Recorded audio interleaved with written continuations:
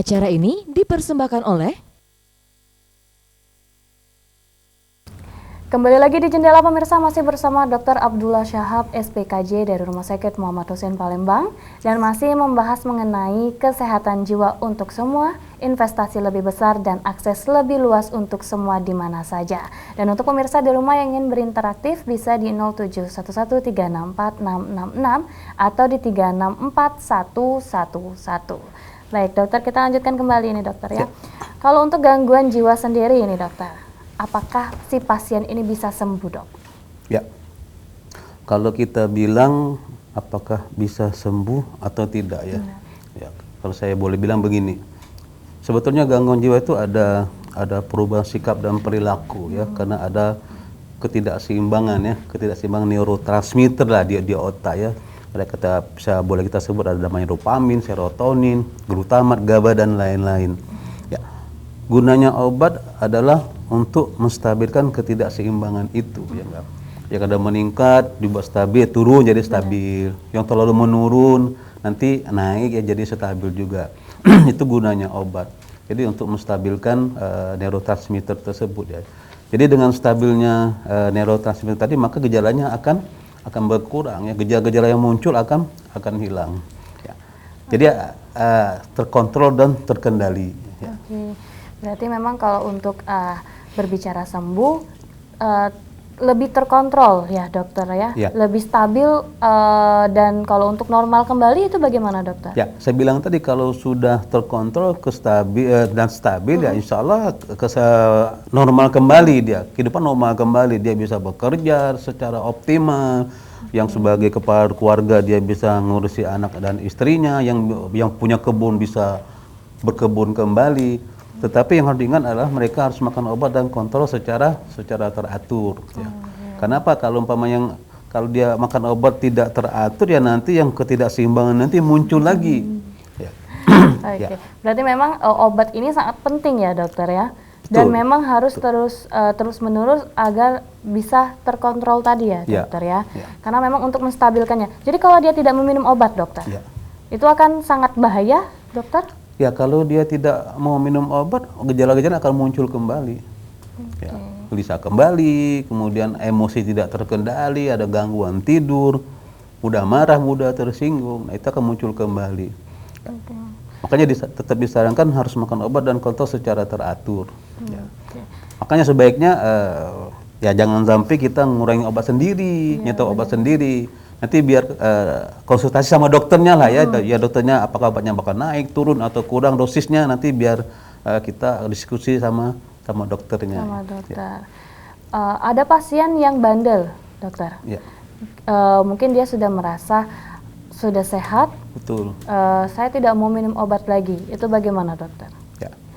Ya, kalau seumpama sudah seperti itu ya memang harus kita tukar pikiran tadi ya, ketemu dokternya ya, kenapa sampai nggak mau minum obat, alasannya apa.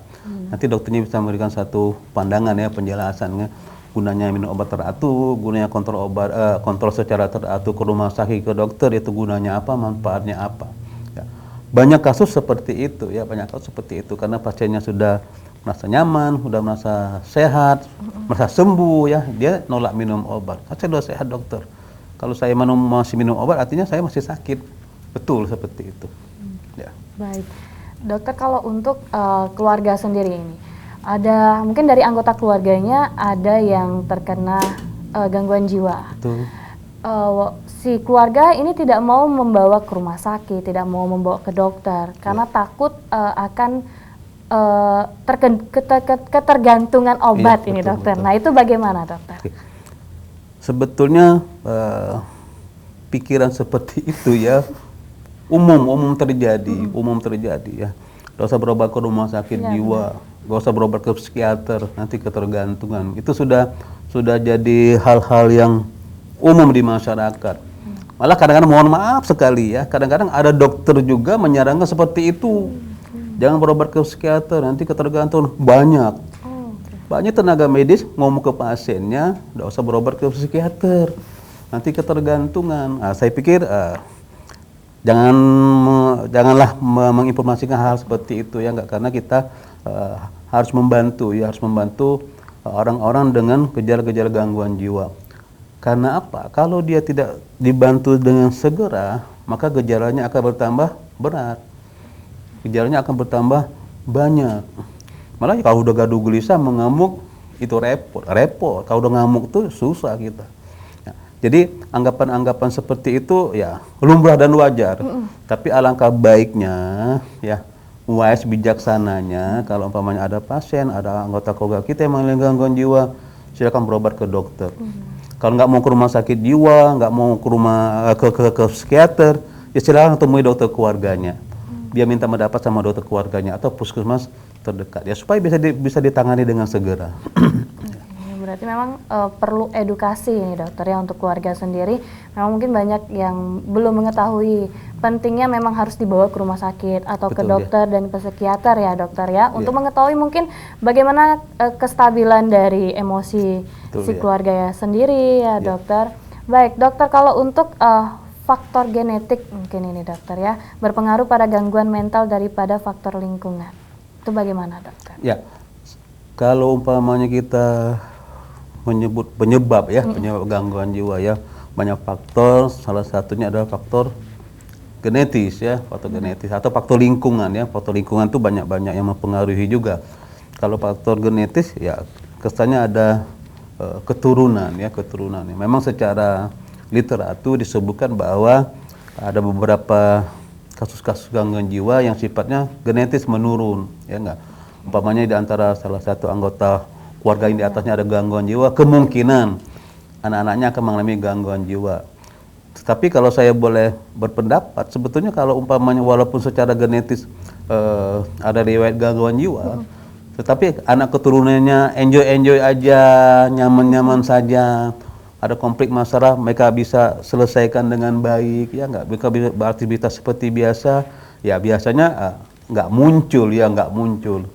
Akan tetapi kalau umpamanya mereka terbentur dengan konflik yang cukup berat, masalahnya berat juga, mereka tidak bisa memecahkannya, ada faktor genetisnya, yaitu lebih gampang munculnya ya.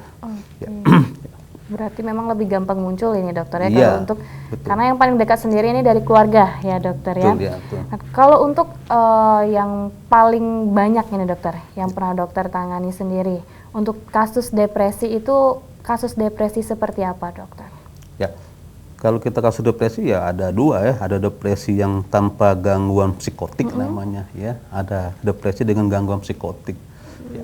Biasanya orang-orang depresi itu ya ada yang mempengaruhi fungsi kognitifnya. Kognitif itu ya pola pikir ya. Biasanya ada gangguan perhatian, tidak fokus, bekerjanya bingung barangkali ya enggak, kadang emosi, sedih berkepanjangan ya, mudah letih, mudah lelah, ada gangguan tidur. Nah, itu ciri-ciri orang depresi ya. Kemudian ditambah ada mendengar suara-suara yang tidak jelas asalnya. Nah, itu namanya depresi dengan ciri psikotik ya kan. Nah, itu yang harus cepat-cepat diterapi. Ya.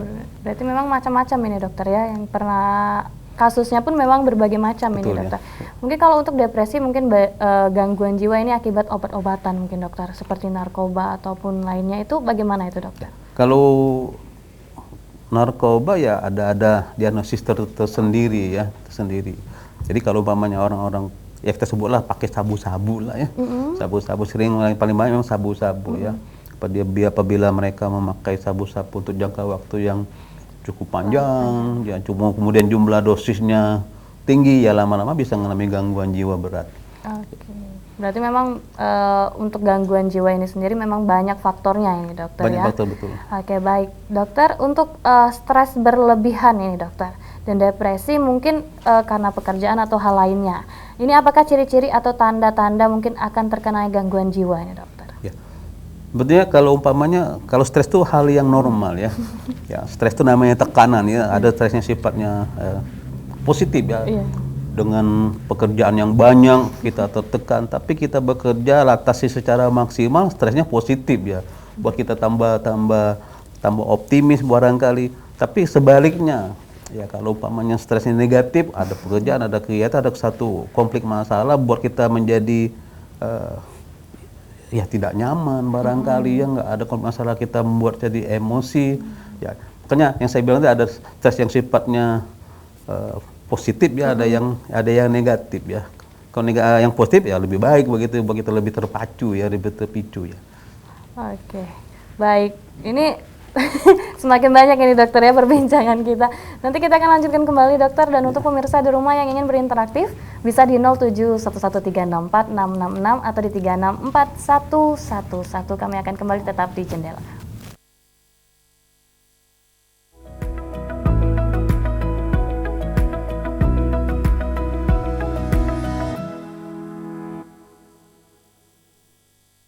Acara ini dipersembahkan oleh